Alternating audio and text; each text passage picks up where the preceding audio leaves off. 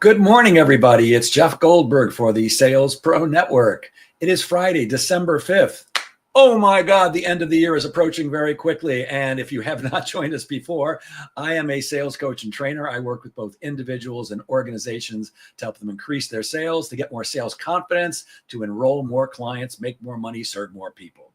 And if you have joined us before, you know that every Friday at 10 a.m., I either do a live training or a live interview with somebody who can add value to the profession of sales. Now, our guest has not showed up yet, although he did confirm a few minutes ago and said he was going to be here. So we'll just talk for a few moments and hopefully he'll show up. And if not, we'll end for the day and we'll go on our merry way.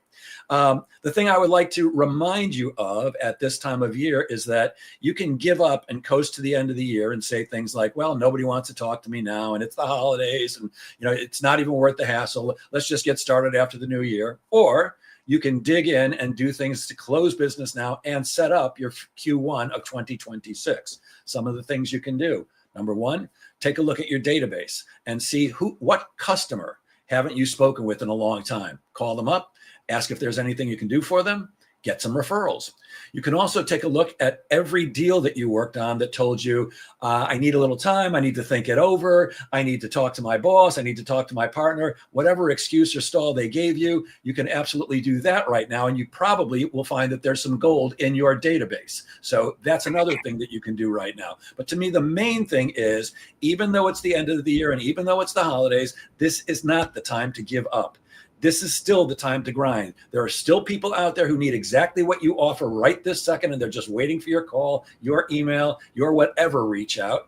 And they also know people, so you can ask for referrals. And any prospecting that you do right now may not even come through by the end of the year, but you'll be setting up your January for success. So now is not the time to give up, my friends. And our guest did show up. Yay. So our guest today has a degree in cognitive neuroscience, and he's trained in IFS psychotherapy. I'm going to ask him about both of those things. He's the founder of the Mind, Brain, and Body Lab, where he helps ambitious women, I like the thought of that, become emotionally available to the love that they seek. And he also was previously a Sandler sales trainer. So please welcome our guest today, Cody Isabel. Hey, Cody. Hey, welcome. Thanks for having me. Thank you for welcoming me. And yes, I'm glad to have you here. Absolutely, positively. Cody, before we go into the 1,000,001 questions that I have for you today, could you maybe give us a little bit of your background? What brought you up to doing what you do now? For sure. Yeah. Sandler was a kind of a piece of it, but I studied cognitive neuroscience, cognitive behavioral neuroscience when I was in college. I got 3 concussions playing basketball. And so I started studying how physical trauma affects the brain. And then throughout that process, I also realized that there's a lot more to a concussion than just a physical trauma, because you're a high level athlete that is now sitting on the bench with no crutches, no cast, no nothing. And everyone's kind of looking at you like, what the hell? Like, what's your problem? Are you like, you look fine. But then you're like, you can't sleep through the night. You puke in the middle of the night because your head hurts so bad. And like, you are struggling. And so there's a mental health aspect to it as well. And I was kind of like, holy crap, this is kind of interesting. And that kind of got me interested in the mental and emotional side of stuff. Then after school, I started working at Sandler, like you mentioned. And one of my, I don't know how deeply you know Sandler, but one of the things that I love about Sandler is their IR theory, like identity versus role. And I think that's really important on how they teach, like what they teach about that. Like, just because someone rejects you on a sales call doesn't mean you are fundamentally unworthy as a human.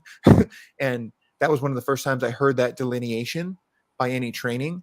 Not just here's a sales tip. It's like, hey, actually your fundamental belief about yourself and your identity and your worth affects your ability to sell and do business and lead and like that kind of stuff.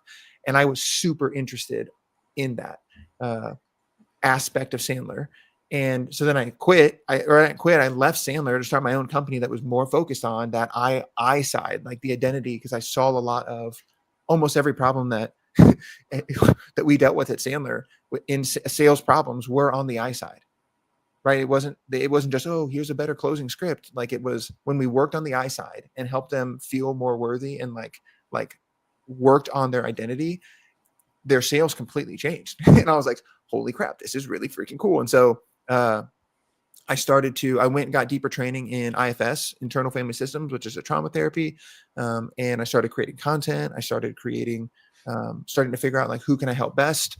I really love working inside of relationships and helping people like build relationships and heal the baggage inside of them and work on their identity, that I side, to have better, more effective relationships. And so that's where I kind of double tapped and how I got where I'm at now. And I've just been adding on things as I go.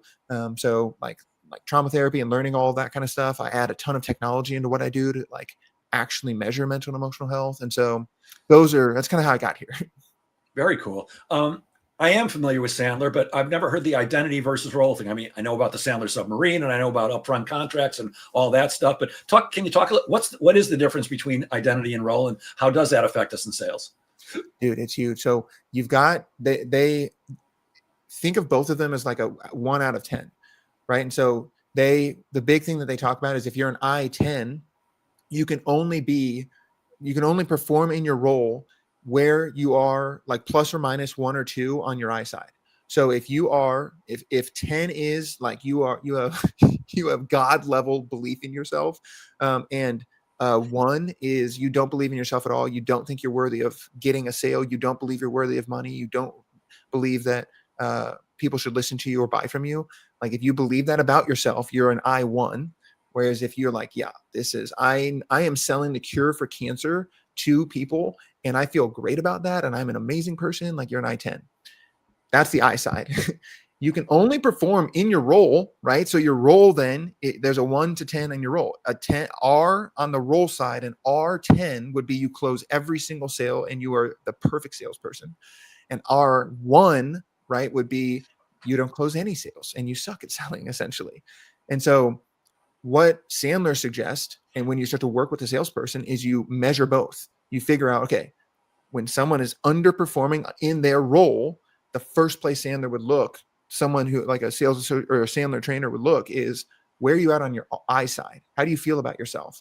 And every single freaking time, if they are an I-5 in their role, they can only get to an R7 on the plus side, or they're probably more likely at like an R2 or 3. So they're not performing very well. And the best way to help them on their R side is not necessarily here's a better sales script, which that absolutely helps, but it's helping them start to feel worthy of getting the sale or closing the sale and things like that. And that's kind of the difference between I and R. Fascinating. Where do you find most salespeople end up? Are they 5s on both? Where do you find that are they just average, or what's your experience with that? I would, you probably have a better gauge of this, but I would suggest that I feel like most people are average on the role side. They're average salespeople. But when you find the best ones, at best, when you find the best ones, their I side is so high. And so it would be like a distribution, right? Like a bell curve almost. Like most salespeople are average salespeople. So they have an average view of themselves, like an average belief in themselves. The like top performers have the highest belief in themselves, and they would have the highest I side score, if you will. And that was true. The best salespeople, every time I work with them, there's one guy or girl that outsold everyone else, and it's because they just fundamentally believed that I can't remember which like guru talked about how he would go into sales and imagine they're rolling out a red carpet and like they're welcoming me there and like they're so happy that I'm here to help them solve their problems. And like the best people did that weird shit that everyone else is like, oh, that's woo woo, you're touching trees, hugging grass, whatever. But they did that stuff so that their I side was higher, and then surprise, surprise, they performed way better on the R side. And I saw that every single freaking time with the best salespeople. They always do that weird stuff to work on the I side, and it always translates over the R side. And the average salespeople are watching Instagram and trying to find some better sales script or some different way to say something or words, as opposed to actually working on the fundamental, like deeper stuff. Fascinating. I certainly can't claim to be a 10 on both sides, but what you just talked about is absolutely something that I do and teach. So one of the things I teach salespeople, obviously I teach scripts and technique and all that stuff. But one of the things I talk about, which I think is completely related, is before you go on a sales call, at least what I do, and I teach this, is I close my eyes and I visualize the sales call happening. I visualize the other person being thrilled when I walk into their office or get onto the Zoom call, and we're having a great time and we're laughing with each other. And I'm not kidding. I visualize at the end of the sales call, they open a drawer, they take out a stack of $100 bills, and they push it across their desk towards me. And I visualize that every single time. And I may not be the greatest salesperson that ever walked the planet of the earth. In fact, I'm sure I'm not. But when I was with Encyclopedia Britannica a million years ago, there were 2,500 salespeople across the U.S., and the national closing ratio was 25%. One out of every 4 families you would sit down with bought a set of Encyclopedia Britannica. I was selling 85%. And I don't think it was because I was a better salesperson. It was because I was a true believer that if they bought and invested in encyclopedias for their kids really were going to do better in school. I bought it hook, line, and sinker. In every fiber of my being, I believed it. So is that something you can fake? Well, I mean, initially, yeah, absolutely. You could fake the belief, but it'll show up. It'll show up in that belief, and people feel it. When you authentically feel that what you're selling is the best possible thing for someone, and it's not, you're trying to, because I feel like the general public has such a shitty perspective of salespeople as well.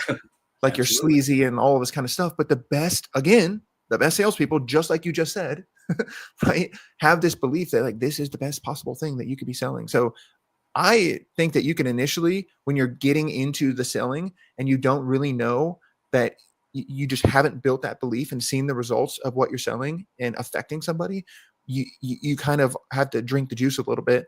But then if there's a fork in the road, right? Because you either go into truly believing it because you see the results of what you're selling, or you start to see, oh, well, we don't deliver really on what we're doing. Our operations can't keep up with stuff. And those salespeople, that shows up. They're in their head. They're thinking, are we going to be able to deliver on this promise? And that is showing up when they're selling. So I think they're initially, yes, but then there's a fork in the road where you just cannot fake what you've just described. Like I can feel that you believe that still. Oh, I still do. Absolutely. And in fact, I'm asked regularly, Jeff, how do you close so much business? How do so many people say yes to you? Well, I'm selling my favorite product. I'm selling me, so it's pretty easy to sell me because I believe in me. But it's not perfection. That's for sure. I don't close everybody, and I don't need to.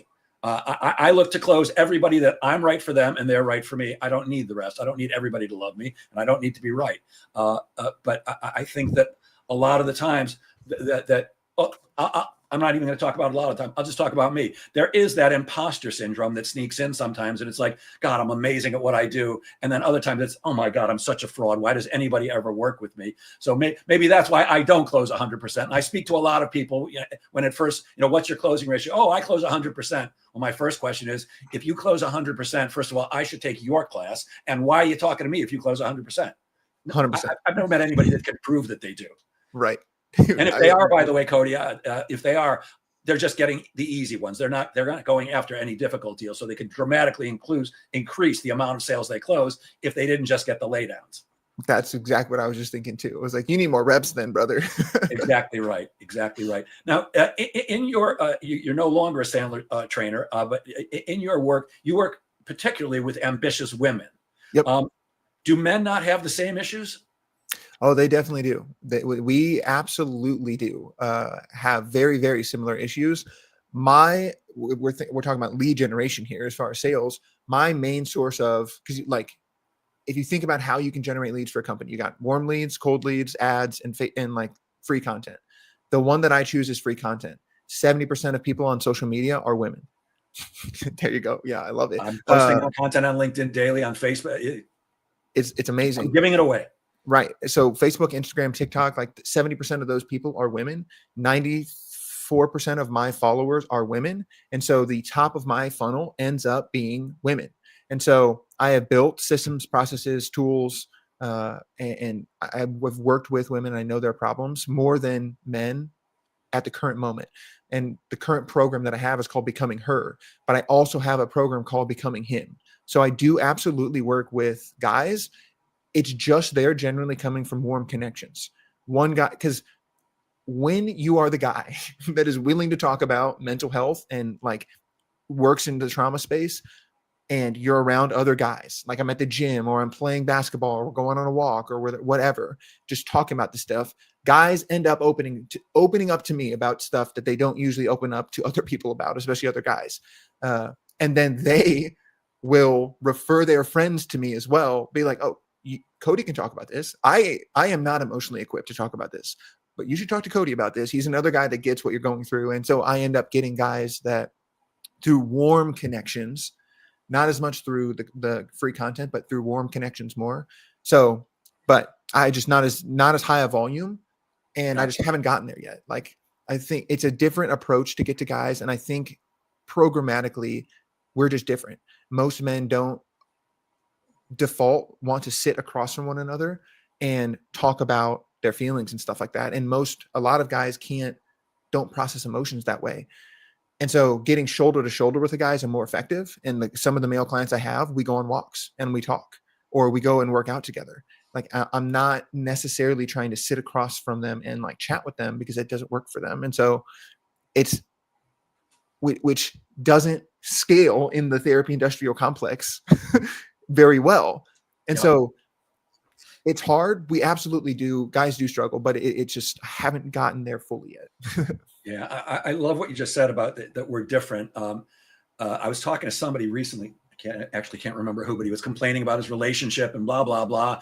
And, why doesn't she get this? And I'm like, dude, do you not get that we're different? We're not the same. And I recommended a book, which is an old book, but I believed like 95% of what this guy said. Men are from Mars, women are from Venus. If you ever read that, it's just brilliant. We are different. Our brains work in different ways, and we have different needs.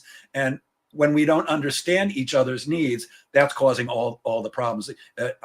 I'm going to blow this because I read it 8 million years ago, but a woman wants to come home and talk about what happened at work, but she doesn't want you to help her. She just wants to be heard. And a man just wants to be left alone. Oh, he goes into his cave, and the woman thinks, well, he's going to his cave, he doesn't love me. And the man thinks, oh, she doesn't get why I need to be quiet. So it's that lack of understanding of each other, and that we are different, and accepting we're not the same. Am I right, Cody? 100%. Yes. It's a spectrum, like masculinity, femininity, or whatever is kind of a spectrum, if you will, is in relation to like the type of energy and like the needs and stuff that you need. But there's absolutely a difference. Like there's so many little quirks. Like generally, if we're generalizing, men focus on one thing really well, and they can focus on one single thing. Women are primed and can focus on lots of things and notice lots of things all at once. And so I hear this a lot with my clients. They're like, well, he's just not listening to me. And I was sharing my opinion about this thing, and he started sharing his opinion, and like we got into this debate kind of thing. And I was like, okay, because again, I'm never like, oh, you're victim shaming type thing. I'm not here. When I'm working with people, they want help. And so they want ways to shift their behavior. And so they'll ask me, well, what can I do? I was like, did you specifically ask him to focus on listening to you and listening to your opinion and helping you dissect that? Or did you just start talking about your opinion on something? Because guys go in generally and will go about their opinions and go back and forth and ping pong. And I'm not going to get hurt if you and I have different opinions, and I am arguing mine, you're arguing yours. You and I will end with a fist bump at the end and like, hell yeah, that was great. Whereas if you do that with a woman that just wants you to listen to her, now she's like, you're like attacking her, and she just wanted to be heard. And so I'll say, if you can ask them, they have one thing they can focus on well, generally. And men our focus is very powerful, because we can focus on one single thing. And if that thing that you ask them to focus on is listening, guess what? It changes. And then they go back home and with their partners, and they're like, hey, can you just focus? Can you really focus on just hearing what I'm saying and listening to me and help me kind of understand my own thoughts? And all of a sudden their man becomes the best listener in the world, because that's the one thing he's focusing on now. And so that's like one tiny little quirk. And there's 1,000 of them, but yeah. I did not understand that when my wife was, what I thought asking for advice was, she wasn't really asking for advice. She just wanted to be heard. And me, I just want to fix everything. I just, let me make it better for you. Let me take care of that for you, sweetheart. But it's what I thought she wanted, but definitely not what. That's why she's an ex-wife. Dude, a tip that helps with this is the 3 H's. If you're like in a relationship with them, there's 4. One is a little bit spicy, but generally, and this applies to all humans, not just like men and women necessarily, but genuinely when someone's coming to you, they either want to be heard, they want to be hugged, they want to be helped. And again, if you're in a relationship, they might just want to be humped.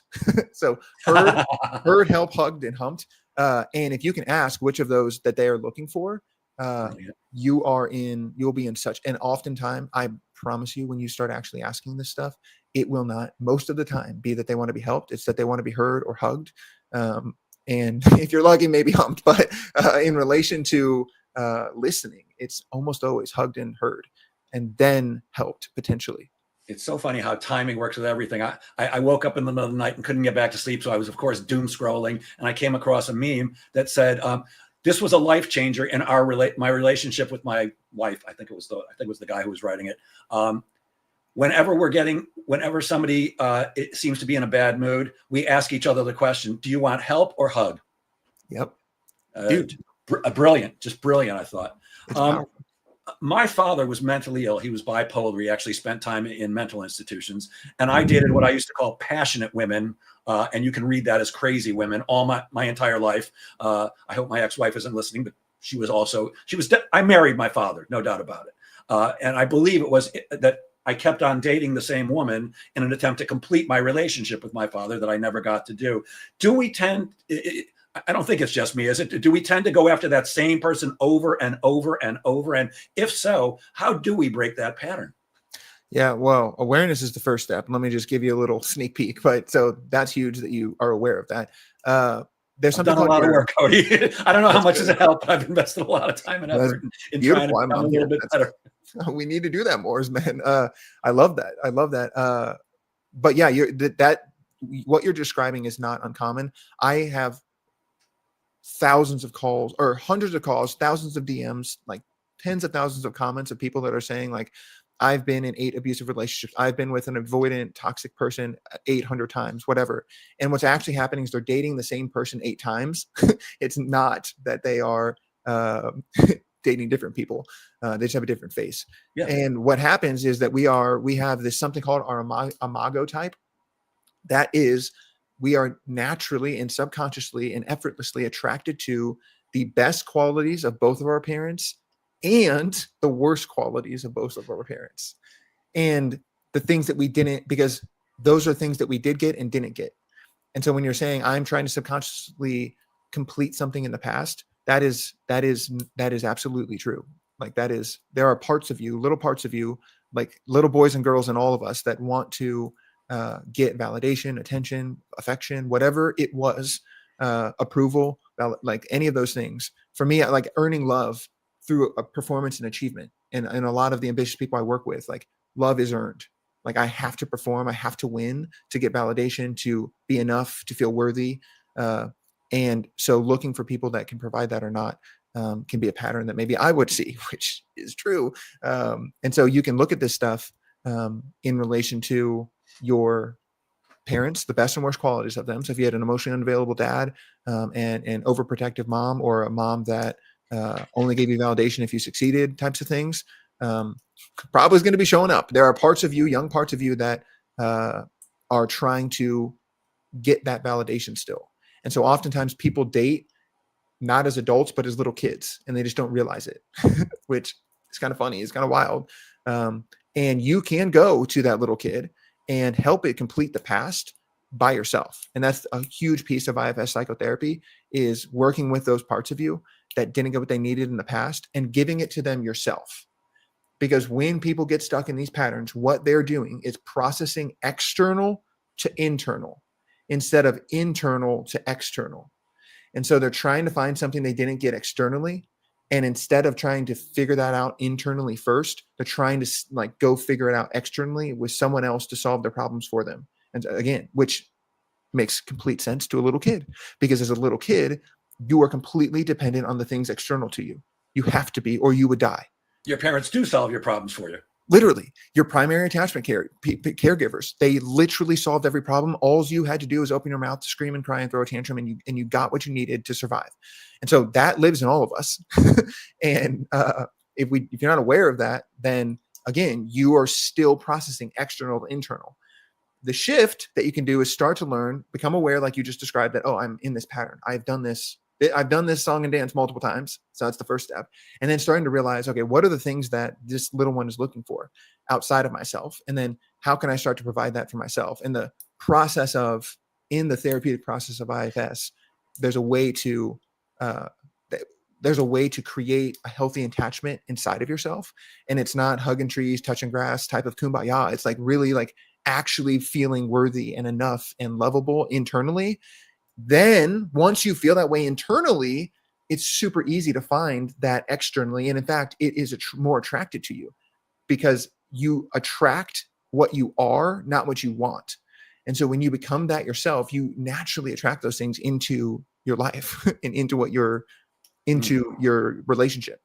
Interesting. I don't want to make this an hour-long therapy session for Jeff, but I've pretty much given up. I'm really good at being alone. I didn't get married till I was 41, so I don't need anybody to take care of me. And I'm so, I guess, scarred from the relationships from my father on that I'm like, you know what? It's easier to sit at home and watch TV with the dog. I just don't need the aggravation anymore. But I'm much closer to death than you are. But there is a piece of me that still goes sometimes, why am I not going out and meeting people? I mean, there's a relationship out there for me somewhere. And the other side of the brain is like, it's just too much work. It's just too much of a hassle. And it's probably not going to work out. I mean, I don't say that one consciously, but I'm betting there's something inside that, oh, you're just going to get more of the same. Yeah, 100%. I mean, this is modern dating 101. Like these beliefs, like I get it. I'm with you. It's hard, and no one is teaching people how to navigate these things in a way that helps them feel empowered, as opposed to feeling hopeless and helpless. Yeah, it sucks. and your generation and younger, I think, have it even tougher because in my day we did go out. We went out to nightclubs and dancing and stuff like that. You meet people, and nowadays, everything's on here. Everybody's looking at their phone constantly, and it's dating apps and stuff like that. Looks Dude, like you have some opinions on that. 100%. I mean, it's true. Like I think people are starting to get like more IRL or like in real life IRL like dating events and things like that. And when I talk to guys, because I again primarily work with women, and all of them are like, I wish more guys would just come up to me and talk to me. And all of the guys that I talk to are like, no, women absolutely would hate it if I did that. And but then I'm hearing women that I work with and they comment on my stuff. They're like, yeah, I wish more guys would just come up and talk to me. But none do. And so then I'm like, guys, like to my friends, I'm like, you realize that if you go up to a chick and you talk to her, you have such an advantage over everyone else because no one else is doing that. It's such a freaking blue ocean. Yeah. But no one really. One side is like, I wish they would do it more. The other side is like, they would hate it if I did that. And they're just both kind of sitting, pouting with their backs to each other. It's like, dude. And I see this pattern. I'm like, shit.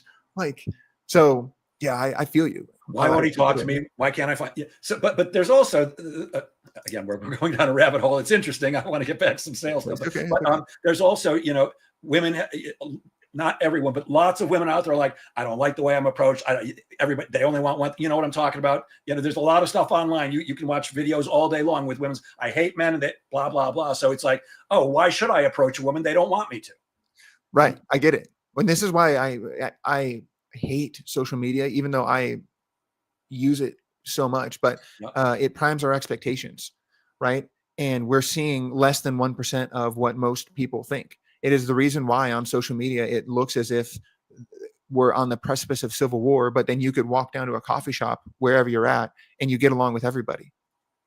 Huh. Crazy how that works when you get in real life. Or that everyone else is living an amazing life except you. Everybody's flying in private jets and has millions of dollars and are driving Lamborghinis. Exactly. Same. And so it primes our expectations do not. People misunderstand how fundamentally important our expectations are for our lived experience.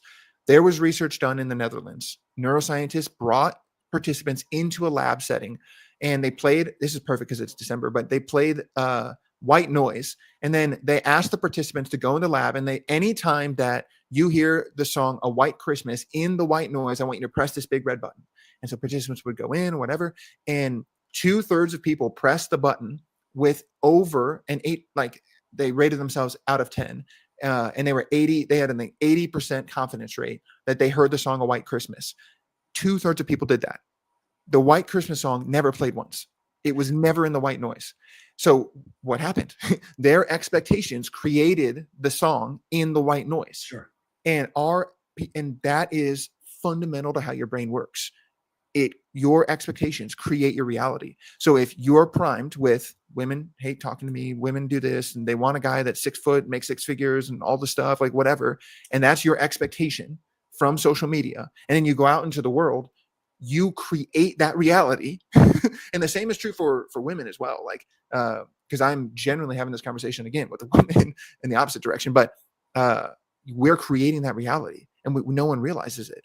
And if you can shift that expectation in your brain, that and because the thing I would challenge you with is, okay, like let's pretend you do go up to the one woman that is like, oh, I hate when guys approach me, right?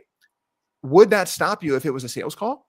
Would you stop cold calling after one cold call of someone who yelled you off the phone and screamed at you and hated your guts? Not if you expect to make any money. Right. So if you expect to find a relationship, should you do the same with, should you just give up after that one, or expect that, oh, dang, I found out of the 95% of women that would love to be approached, I found 1 in the 5. That means I'm closer to 1 in the 95%. Next dial, next knock. Yeah. I door knock. So for me, it was like door knocking. So I got the police call to me and all sorts of stuff, but I still went to the next door. We're going to move on, but there's one more thing that is mind blowing to me. You know, all my life I've heard, I just want to meet a nice guy who's funny. I'm a stand-up comedian. I'm a sweetheart. I should be rolling in it. But then you have to leave the house to do it. Anyways, we're going to take a very quick break for our sponsor, which is actually me. We'll be right back. Hey, it's Jeff. Thank you so much for listening to my podcast, The Sales Pro Network. But I'm here to talk about something else today. Are you a coach, consultant, creative, a solopreneur, or small business owner? And maybe you don't like selling. Maybe you think in order to sell, you have to be sleazy or pushy or salesy. I'm here to tell you that you don't have to be. And in fact, I've created a 12-week live program just for you. It's called the Sales Confidence Lab, and we meet every week for 2 hours. And during those 2 hours, I'll give you both the mindset and the skill sets to enroll more clients more confidently. You'll do it naturally, without any sleaze, without being pushy, without corny scripts or anything like that. I'll teach you how to have natural conversations that result in more people enrolling with you. If you're interested, drop me an email at jeff@salesconfidencelab.com. We just finished the first 12-week program, and both the reviews and the results were outstanding. The next program starts on January 6th, so if you're interested, drop me a line at jeff@salesconfidencelab, and I'll get back to you with the details. Actually, you can just go to salesconfidencelab.com. And if you do, be sure to use coupon code DUKE, DUKE 50 for $50 off. And that is starting January 6th. Cody, we're talking to Cody Isabel, who's got a degree in cognitive neuroscience. He's trained in IFS psychotherapy, as well as having been a Sandler sales trainer. And I don't know about you guys, but I'm enjoying the heck out of this conversation.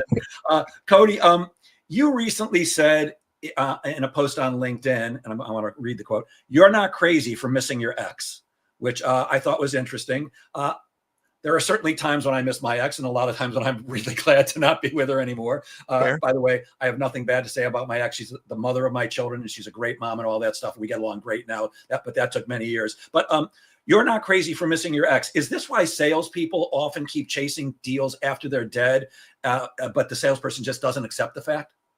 Dude, that is an interesting connection. Probably it's a similar circuitry in their brain that's lighting up, not quite as not quite as potent, but similar circuitry and like neurochemistry going on there. They're trying to close the dopamine loop. Like brains hate closed or open loops, like very much hate open loops, and salespeople and ambitious people hate them even worse. And so I would imagine that they want to close that loop and they want to finish and get that. They want to get that hit of dopamine, that completion, and by closing that loop. And I would imagine that's probably why they're driven to do things past when they probably should. Yeah. My experience is that salespeople just don't want to hear no. I love no. I love yes better, but no. I always say my two favorite words in sales are yes and no, and they're incredibly close. I love both. I do love yes better, but I'm fine with no. What I am not fine with is maybe. I got to think it over. I got to talk to my partner. I got to take it to the committee. I make it incredibly easy for people to do business with me. And I make it just as easy for them to say no. And I'm not here to fight with anybody. I often tell people, I was married for 10 years. I don't need any more fights. I see it all the time. Salespeople are just hanging on, hoping using hope as a strategy, which we both know sucks as a strategy, but they're hoping that if I call just one more time or I send one more email, even though they've ignored 50,000 calls and 75,000 emails, that maybe they'll pick up on this one. There's certainly an argument to be made that persistence pays, but there's also a time when it's time to say, you know what, this one just isn't right for me. Let's go out and look for something else. There's an acronym that a VP of sales I was working with at one point taught me, which I think is great. It's SW, SW, SWN. SW, SW, SW. It sounds like you know what I'm going to say already. It means some will, some won't. So what? Next. Yep.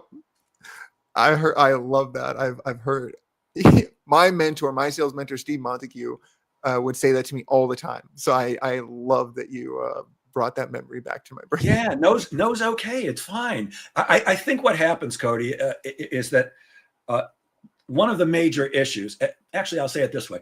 It used to be that the number one reason that salespeople would fail is because they never asked for the deal, which of course was because they didn't want to get the rejection. Today, it's that they're just not speaking to enough prospects.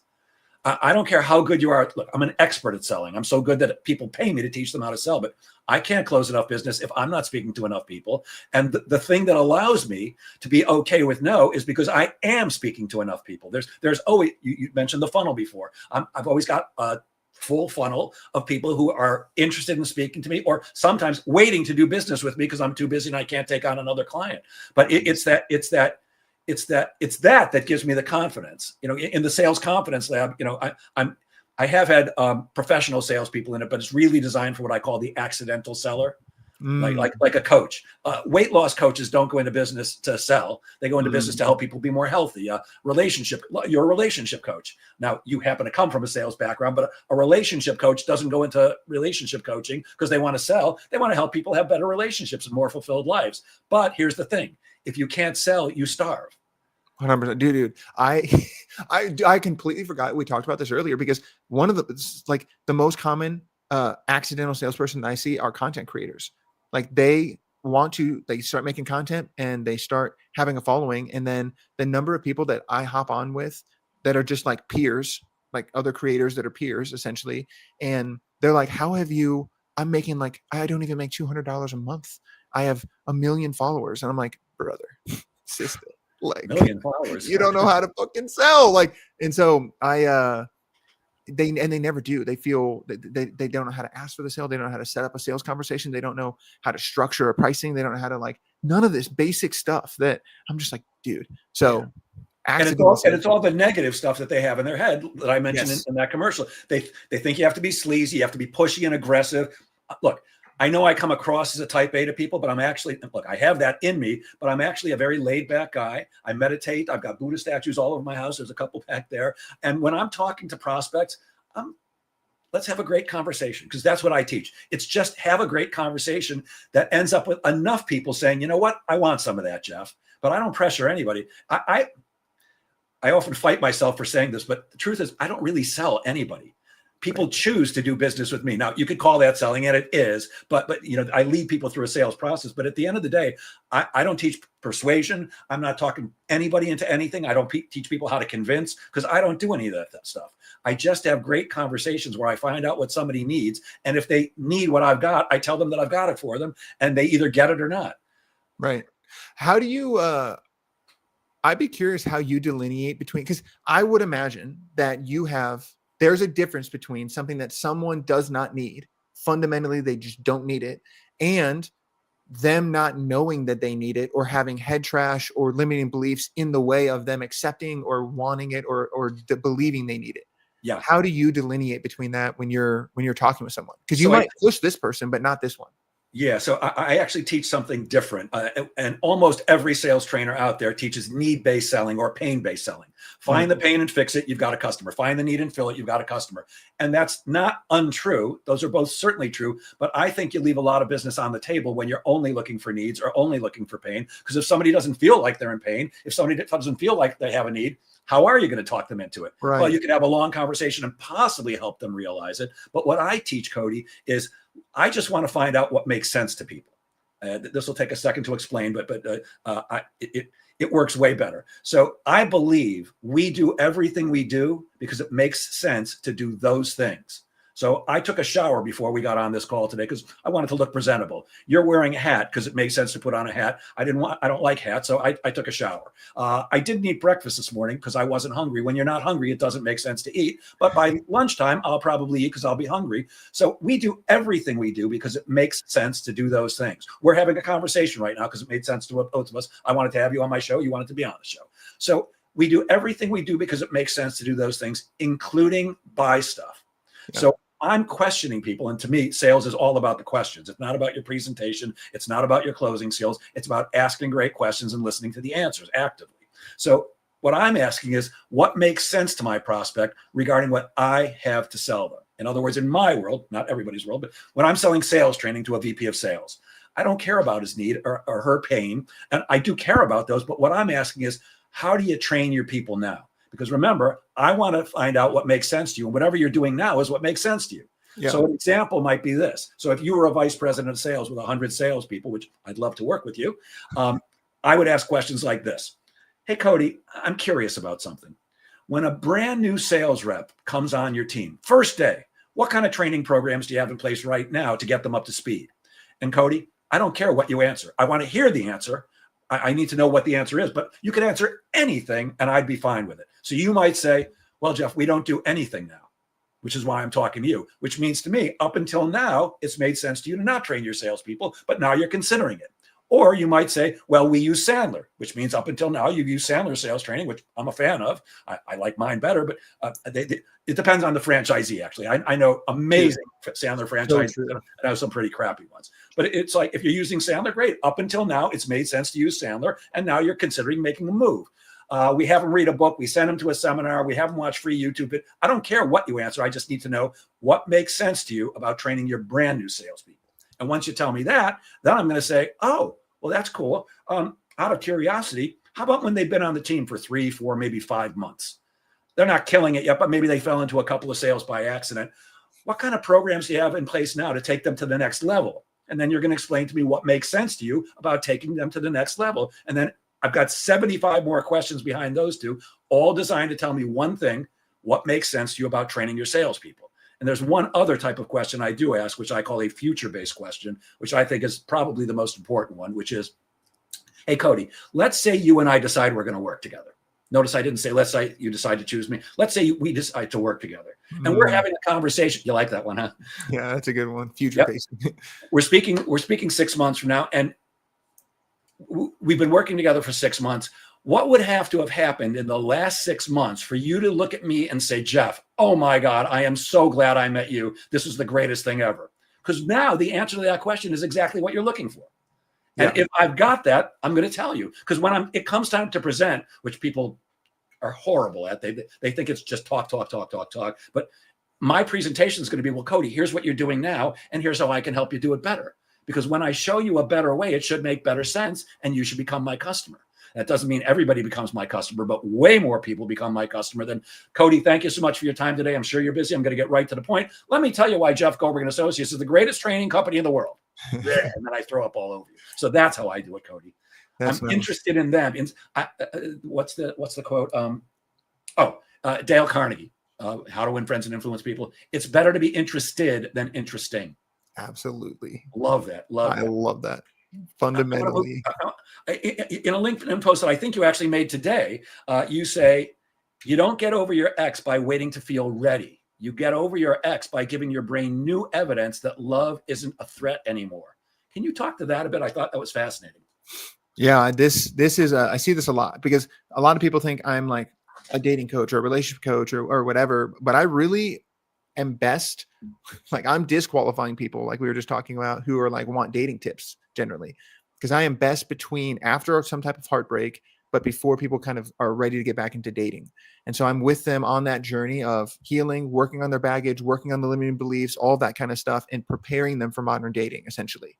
And so what I see a lot is towards the end of that journey, people who have actually done the work and are ready to get back out there, they get cold feet at that last step because they've done all of this growth, all of this healing. And now it is time to go do the damn thing, go find the relationship, put themselves out there, be vulnerable, and go and try and experiment, run the experiment in the real world with real people. And they get nervous and scared at that point, because it's been so long since they've done that. And that is a huge roadblock for people as they start to get back into dating, because your brain learns through experiences and you get new experiences by taking new actions. And so when you have done this work and you are actually ready to date, and you're not just distracting yourself, right? You can go get new experiences. You can go test out the growth in the real world. And it's scary at first, but when you have the courage to take that step and go out there, and you do meet someone, you're like, oh, this is great. I'm setting boundaries and they respect my boundaries. I go up and they actually did give me their number, and you test these little tiny things, you build that confidence. And that's how your brain learns to have a different prediction and different expectations into the future. And a lot of people get stuck between going and starting to date again and healing. And they're just on the healing treadmill, because it's safe and comfortable and familiar to stay on the healing treadmill. I'm healing, as opposed to getting out there and realizing, oh crap, these are the chinks in my armor, or the kinks in my armor, and the work that I need to continue to do, because they've gotten comfortable doing the healing stuff, but it's uncomfortable to go do the new thing, and they get stuck. And so that's where that post kind of came from. Yeah. And I think also there's a part of it where we have what I call the already always listening. Here's the experience we've had in the past, so everything's filtered through that. If I go out to a bar tonight and I see an attractive woman, well, she's probably just going to think I'm an asshole like my ex-wife did. Bro, and by the way, that was my head trash of mine, which is really what shifted our relationship years after we got divorced. I thought she blamed me for everything in the world. Vietnam War, my fault. Everything was my fault. And I came to the realization and because she was, let's say, mercurial, it was very easy to blame her for everything. And when I came to the realization that I was at least 50% responsible for everything that had gone wrong, and shared that with her and apologized, that's what caused an amazing shift in our relationship. It still might be preventing me from getting out there and talking to other women, but it was a huge shift. Can we also relate that to selling, Cody? In sales, we face massive rejection on a daily basis. So what does that do to our brain? And what can we do to make sure that we're not letting that get in the way of us functioning at the highest level, so we can help more prospects get involved with what we do? Yeah, I think that's beautiful. That's one of the things is that's from Landmark Forum, that are already always listening. Like, I don't know if you. That's where I got it from. I was with those guys for 10 years. Okay, hell yeah, I love Landmark. I'm amazing. I did the advanced course. I did all this cool stuff. So, but yeah, it's beautiful. I did it when it was the 6-day advanced course. When you went off it was amazing. Damn, I didn't get to do that, but everybody rappelling down mountain. It was super cool. Everybody talked. So maybe that's the first step is go to Landmark. That would be a great way to. I recommend it all the time, the time to people. Me too. I had a couple that I'm friends with, both of them. Both called me in one day. I'm divorcing Eric. I'm divorcing Elaine. I said, no, don't do that. Go take the form. Both of you take it together. And it's 15 years later and they're still together. It's amazing. I love it. It's so cool. I did mine in Chicago. Werner was the man. I digress. In relation to relating what we just described to like handling rejection on a constant, that's got to be, it's telling your brain something when we're constantly being rejected. Well, yeah. And it's the IR stuff. That's the first place that I would go back to, is remember that you are not being rejected. This, to use your language, this just did not make sense to this person, and that's okay. That doesn't mean I am a bad person, or that I am not good enough or not worthy, right? And so that having that reminder and thinking of your role self almost as a different version of you, right? Or armor that you wear, as opposed to that you can take off, right? And then underneath it, you're still worthy. Having some type of mental moment like that is so freaking powerful and so helpful, because if you constantly think that you are fundamentally getting rejected and unworthy, and you're unlovable and you're not good enough because you got rejected, it's going to be hard to go back to work and knock on that next door. But if you're like, oh, this is part of the game, this is part of my armor just got chinked, but I'm wearing the armor for a reason. And it's the armor that got hit, and this just didn't make sense to them. And that's totally cool. I'm totally okay with that. And that's all right. Right. And SWSWN. 100%. Yeah. Something I say all the time too is like, what a pleasure. What a pleasure. I just say that with everything. I'm like, what a pleasure. Like I got to talk to this person, hear some of their objections, hear what made sense to them currently. And that's awesome. What a pleasure that I get to go to the next person and talk to the next person and like think about things in that sense. Again, reframes your brain's experience of rejection. And if you start to frame rejection, instead of putting negative cargo after the rejection, you start to put positive cargo after the rejection, your brain starts to associate, oh, rejection doesn't lead to my fundamental unworthiness and a complete meltdown of my entire psyche, and it leads to something positive. Then your brain is like, oh, okay, cool. I'm not as scared about this. And you get those positive reps. Yeah, I also I teach people that the come from, deep inside your gut has to be, I'm here to serve. So when somebody says no to me, they don't like a cold call, they don't like an email that I sent, they don't want to do business with me. It's like, I got it. Okay. And because I've got plenty in the pipeline, I don't have to worry about it. But most trainers will teach you, don't take it personally. It's hard to not take it personally when somebody's rejecting you. Now, we could argue they're not rejecting you, they're rejecting your offer. They don't want to cold call because you interrupt, whatever it is. But it's hard not to say, well, they did it to me. But to me, it's okay, move on. Next one. Maybe the next call is going to, you're mining for gold all day long in sales. Well, in relation to that specifically, a question you could ask yourself is, what part of me feels rejected and how old does that part feel? And that can give you some like that's a trailhead for you to explore, because that little one that feels rejected oftentimes does not realize that you're older now. And if you can start to understand, oh, and every time I ask that question to a client, they're like, oh, it's single digits. They think I'm a single digit year old. And then I ask them to update that part. Hey, did you know I'm actually 30 now? I'm actually 40, 50, 60, however old now. Did you know that? And the parts are like, if you think about this as a part of you, as a separate part of you, a young kid that's inside of you, and you tell it I'm older now, they're always surprised. And they're like, oh.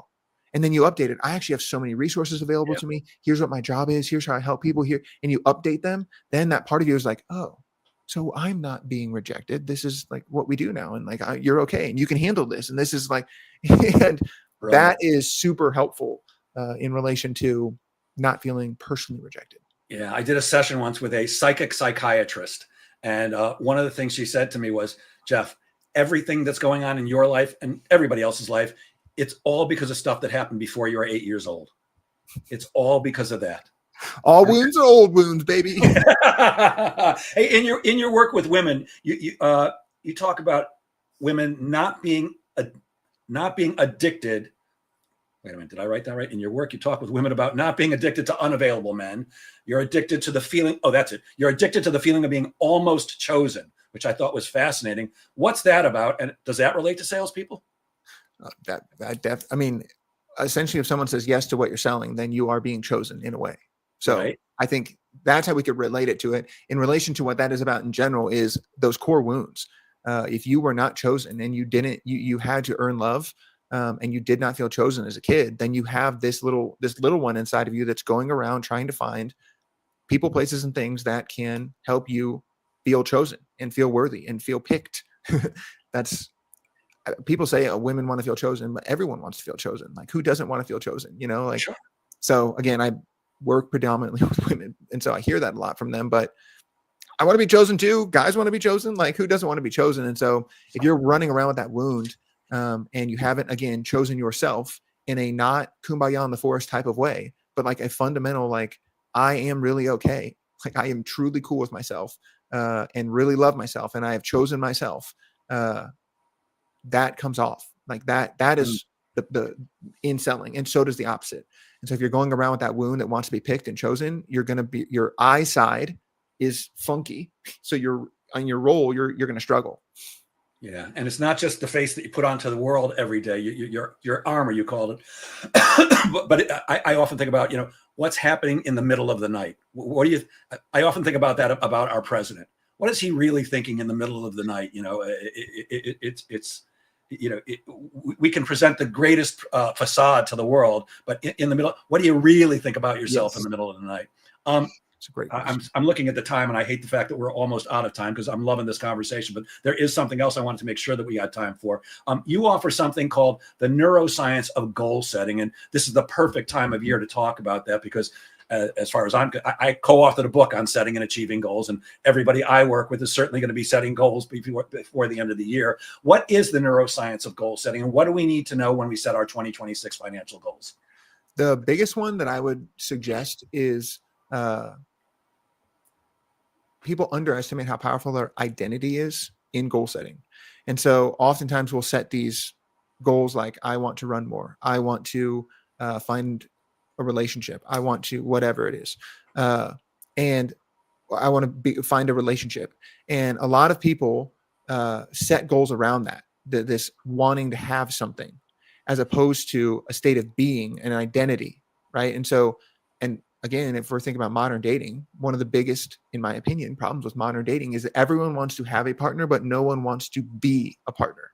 They don't want to become the kind of partner they're looking for. And so in relation to goal setting, becoming the kind of person that does and achieves the goals that you have is far more powerful. Becoming a runner is better than saying, I want to run more, because your identity is the biggest predictor of your feelings, thoughts, actions, beliefs. And so when you become, I am going to become a runner this year, now your brain is constantly asking the question, what would a runner do? What would a runner do? What would a runner do? What would a runner do?